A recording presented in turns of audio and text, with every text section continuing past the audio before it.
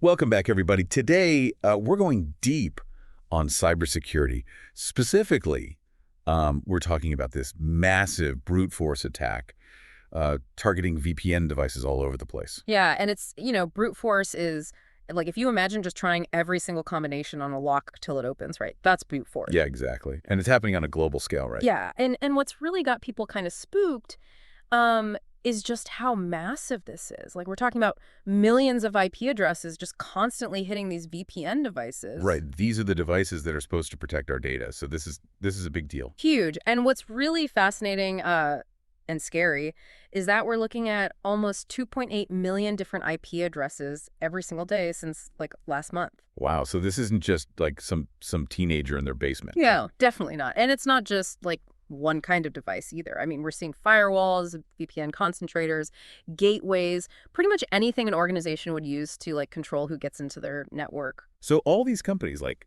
Palo Alto Networks, Ivanti, SonicWall, they're all targets. All in the crosshairs, yep. Man, I mean, this sounds like a complete nightmare for any company. I mean, they're relying on these devices to keep your data safe, and then something like this happens. It's a big problem, and it really highlights why it's so crucial to, have a really good data protection strategy. Like, Stonefly has a really cool solution for this, their Veeam-ready appliance. Oh, yeah, I've heard of that. Yeah, it provides this air-gapped and immutable backup, which, means that even if your network gets compromised, your data's still safe, like an insurance policy almost. Okay, so that's really good to know, and I think we should definitely come back to that later, talk about, like, data protection and all that.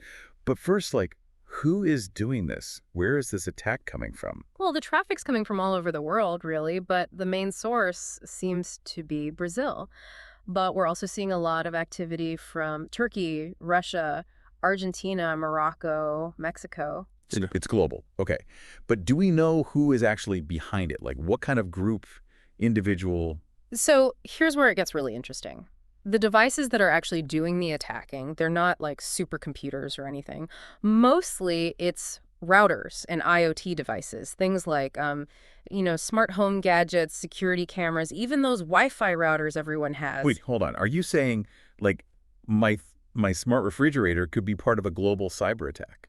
It's possible, yeah. And that's because it's really likely these devices have been compromised and are now part of this huge botnet. Okay, botnet, that's another one of those words you always hear in cybersecurity. Can you break that down for us normal folks who aren't like, tech geniuses or whatever? Yeah, so think of it like a zombie army, right? So each device is like a zombie. It gets infected with this bad software, and then someone else can control it remotely. Now, one zombie by itself isn't that scary, but when you have thousands, even millions of them all controlled by one person, that's a problem. So someone hacks all these devices, creates their own little zombie army, and then uses that to launch these huge attacks. That's pretty terrifying. It is, and it really shows how vulnerable we are in a world where everything is connected.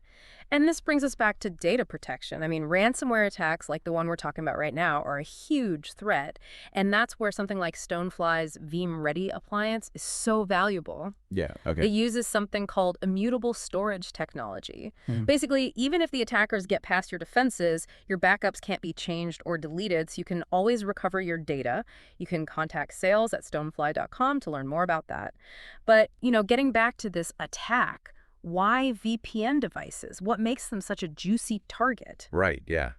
Why those specifically? So think about what a VPN does. It basically creates this secure connection, like a tunnel, between your device and, let's say, your company's network, right? So you can work from home, a coffee shop, even the beach, and still access all your work stuff securely. Right, yeah, like a digital tunnel through the internet, keeping your data safe. Exactly.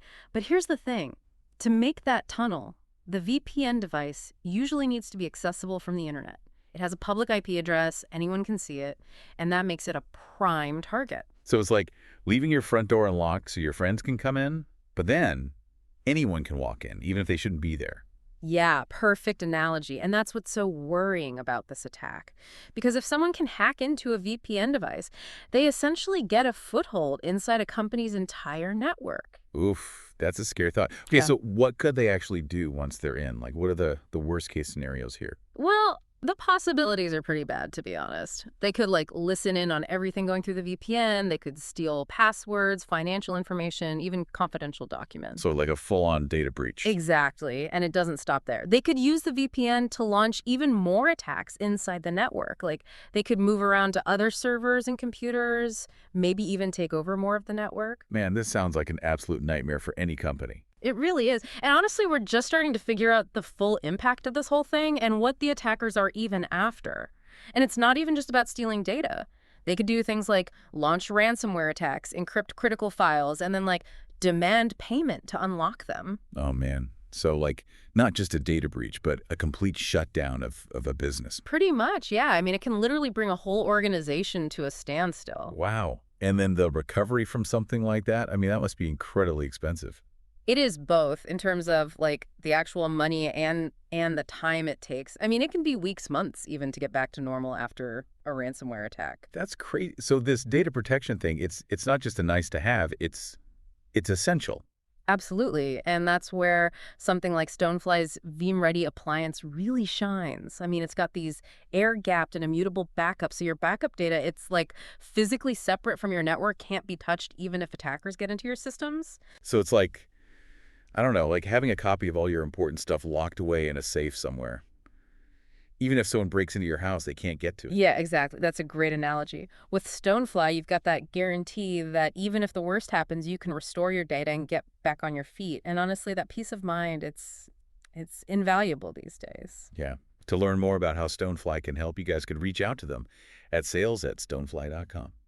Okay, so let's shift gears a little bit. We've talked about, like, the scale of this attack, the consequences, the technical stuff. But what about the attackers themselves? Like, who are these people? Are we talking about, like, a super organized cybercrime gang, a government, or... Well, figuring out who's behind these attacks is really tough. I mean, there's usually not a clear, like, signature or anything that points to a specific group or person. So it's a bit of a mystery then, a whodunit. Kinda, yeah.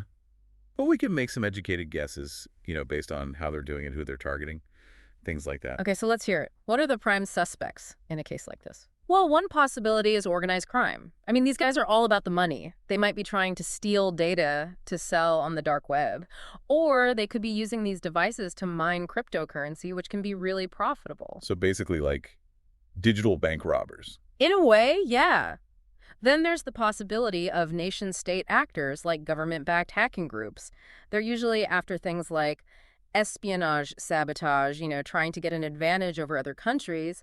They might be targeting companies to steal secrets, disrupt infrastructure, or gather intelligence. Okay, now this is starting to sound like a spy movie. It does, doesn't it? Yeah. And then you've got hacktivists who are motivated by, political or social causes.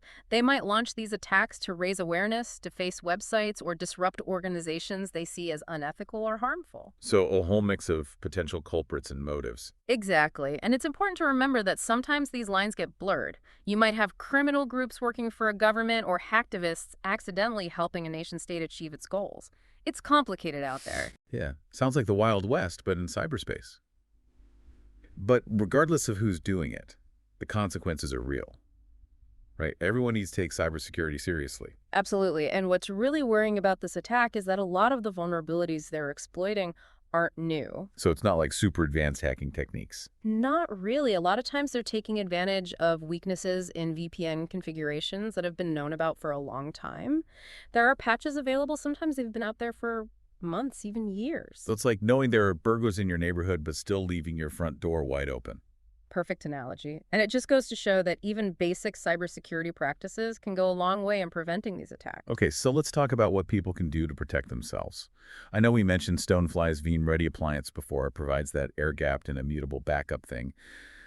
But what are some other things people can do to, strengthen their defenses? One of the most basic but surprisingly overlooked things is changing default passwords. Yeah, we hear that all the time. It seems like people still don't do it. It's true, and it's really important, especially for devices like routers and VPN gateways. Wow. I mean, a lot of these devices come with weak default passwords that are, like, super easy to guess. So the first thing you should do when you set up a new device, change that password to something strong and unique. And by strong, we're talking more than just password 123, right? Oh, way more, yeah. A strong password should be at least 12 characters long, ideally even longer. It should use a mix of uppercase and lowercase letters, numbers, and special characters. And don't use anything easy to guess, like your birthday or your pet's name. Man, that's a lot to keep track of. Any tips for managing all those passwords? A password manager can be a lifesaver. Oh. It's basically a program that stores all your passwords securely, so you only need to remember one master password. So like a digital vault for your passwords. Exactly. And most password managers can also generate strong passwords for you, so you don't even have to come up with them yourself. That's awesome. Okay, what else can people do? Another big one is enabling multi-factor authentication wherever you can. Yeah, I know we've talked about this before, but it's worth repeating. Can you explain how that works? Sure, it's basically an extra layer of security that requires you to provide like 2 or more forms of ID to access something. So in addition to your password, you might need to enter a code they send to your phone, or you might use a fingerprint scanner or something like that. So even if someone steals your password, they still can't get in without that second factor. Right. It makes it way harder for attackers even if they get hold of your password. Simple but effective. Okay, what else should people be thinking about? If it applies to your situation, you could consider using an allow list of trusted IP addresses. Okay, can you explain what that is? So an allow list is basically a list of IP addresses that are allowed to access your network or a specific device. So if you have a VPN, you could create an allow list that only allows connections from your employees' home networks. That way, even if someone gets a stolen password, they can't connect to your VPN unless they're coming from one of those approved addresses. So like a VIP list for your network. Exactly.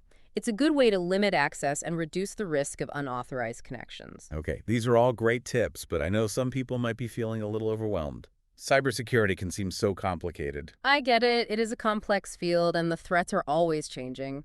But the good news is you don't have to be a tech whiz to protect yourself. Just taking these basic steps can make a huge difference. And remember, you don't have to do it all at once. Just start with the most important things, like changing default passwords and enabling multi-factor authentication. Small steps, big improvements. That's good to hear. And of course, we've talked about having a good data protection strategy. That's crucial. And Stonefly's Veeam-ready appliance offers that peace of mind knowing your data is safe even if your systems get hacked. Contact sales at stonefly.com to learn more about how they can help protect your organization from ransomware and other threats. Absolutely. And speaking of ransomware, there's another important step people can take: disable web admin interfaces unless you absolutely need them. Now, why is that important? What even is a web admin interface? So a lot of devices like routers and VPN gateways have these web-based interfaces that let you manage their settings remotely.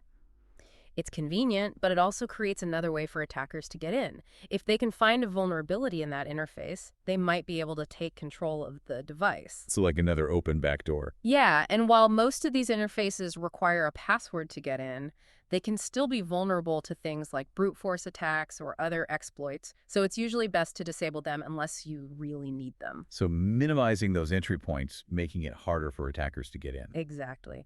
And this one we can't emphasize enough: keep your firmware and security software up to date. Yeah, those update notifications can be annoying, but they're there for a reason. Exactly. Those updates often include patches for security vulnerabilities. So when you ignore them, you're basically leaving yourself open to attacks that could have been easily prevented. It's like having a hole in your fence but not bothering to fix it, even though you Right. have the materials. Exactly. Attackers are always looking for ways to exploit those known vulnerabilities. So staying on top of updates is one of the best ways to protect yourself. Like a digital arms race. That's a good way to put it, and the stakes are high. As we've discussed, the consequences of a successful attack can be devastating for individuals and organizations. But the good news is that by taking these steps, by being proactive and vigilant, we can significantly reduce our risk and make the digital world safer for everyone. Absolutely. And as we wrap up this deep dive, here's a final thought for our listeners. What other devices in your home or office could be vulnerable to these kinds of attacks? Think about it: your smart TV, your gaming console, your security cameras, even your smart appliances. Anything connected to the internet could be a target. So be aware of the risks and take steps to secure those devices, change default passwords, enable multi-factor authentication, keep the firmware up to date. Great advice.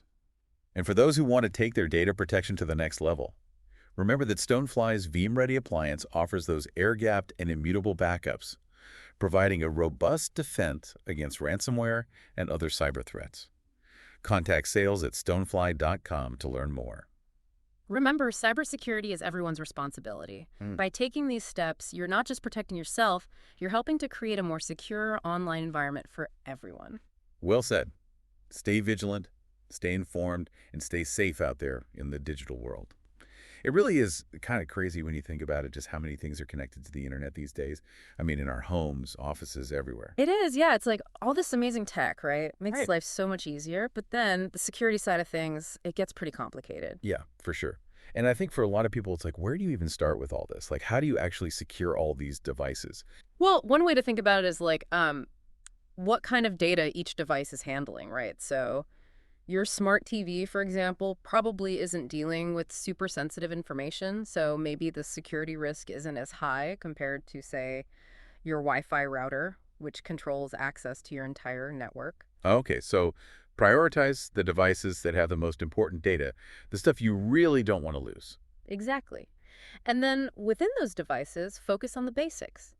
Change those default passwords, use multi-factor authentication if you can, and keep the firmware updated. Those three things can really make a big difference. Huge difference. And don't forget about physical security, too. I mean, Yeah. make sure your devices are actually physically secure, not just out in the open where anyone can mess with them. Oh, right. Like someone could just walk up and plug something into your router if it's like just sitting there. Exactly. So physical security is still important even in this, digital world we live in. So much to think about.